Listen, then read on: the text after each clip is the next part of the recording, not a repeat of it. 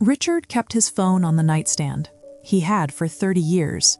Right side, face up, volume high enough to hear from the bathroom.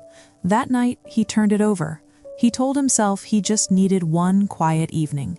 His dad had been calling more than usual that month, and Richard had been tired in the way that builds up slowly, the kind that starts in your shoulders and stays. He didn't answer. He didn't know it was the last chance he'd ever have. His father, Frank, had retired to a small house off Route 9 in southern Ohio. 3 rooms, a garage full of tools he no longer had the strength to lift. He still drove to the diner on Tuesday mornings, though he always ordered the same thing and always sat facing the window. Richard grew up watching that man work. Frank never talked much. He communicated through presence, showing up at baseball games without being asked, leaving $20 under a coffee mug before Richard drove back to college, fixing things without mentioning they were broken. They weren't distant, they just weren't fluent in each other, and Richard had spent most of his adult life telling himself that was fine. The call came at 6:14 in the morning. It was his father's neighbor, Dorothy.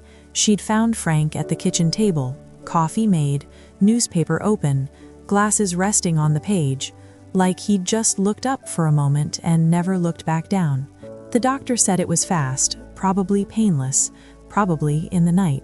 Richard sat on the edge of his bed and stared at the carpet. He didn't cry right away. He just sat there with the phone still warm in his hand and thought about nothing, which is sometimes what the brain does when it can't hold everything at once. He thought about Tuesday mornings. He thought about that garage. He thought about last night. If you've ever believed there would be more time, you already understand what happened next. Richard drove to Ohio alone. His wife, Carol, offered to come. He told her he needed a few days. She understood, not because she agreed, but because she knew him well enough to let him have it. He unlocked his father's house with a key that had been on his keychain for 11 years, unused. The coffee mug was still in the sink, half-rinsed. There was a notepad on the counter with a grocery list: bread, butter, AA batteries, orange juice. Frank had circled orange juice twice, the way he used to circle things he actually meant to remember. Richard stood in that kitchen for a long time. He found the voicemail 3 days later. He hadn't checked it. He'd been afraid to check it. He almost deleted it without listening. Some part of him thought that would be cleaner, but he didn't. Frank's voice was quiet, unhurried, the way it always was. He said he'd been thinking about a summer trip they took when Richard was 11, a lake somewhere in Michigan. He said he couldn't remember the name of the lake, but he remembered Richard catching a fish and being so proud of it that he wanted to sleep with it in the tent. Frank laughed a little. Then he said, "I just wanted to tell you that was a good trip, that's all. Call me when you get a chance." That was it. Richard sat on the porch steps of his father's house with the phone pressed against his chest. The evening was coming in slow. The neighbor's dog was barking at something down the road. A porch light came on across the street. He thought about 11 years old. He could barely picture it, but he could feel it.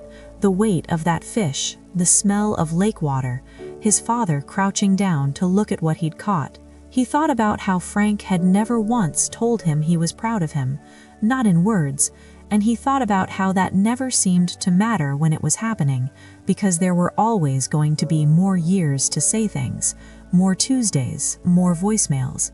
He'd spent 40 years believing silence was neutral. He's only now learning it has a weight.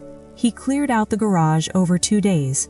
The tools were sorted carefully, not frantically, not avoiding. Richard took his time. A level with Frank's initials scratched into the handle, a cracked wooden mallet still hanging on a nail, an old socket set in a metal case, every piece in its original spot. He loaded some into his truck, left others for the neighbors who'd need them. He found a photo tucked behind the workbench, no frame, a little warped from humidity. It was Richard at maybe 8 or 9, standing in the front yard holding a garden hose, squinting against the sun. Frank must have taken it. Richard had known this photo existed. He didn't remember that day, but someone thought it was worth keeping. He still keeps his phone on the nightstand, right side, face up. He doesn't turn it over anymore. And on Tuesday mornings, sometimes he drives to whatever diner is nearby, orders coffee, sits facing the window. He can't say exactly why, but he stays a little longer than he needs to.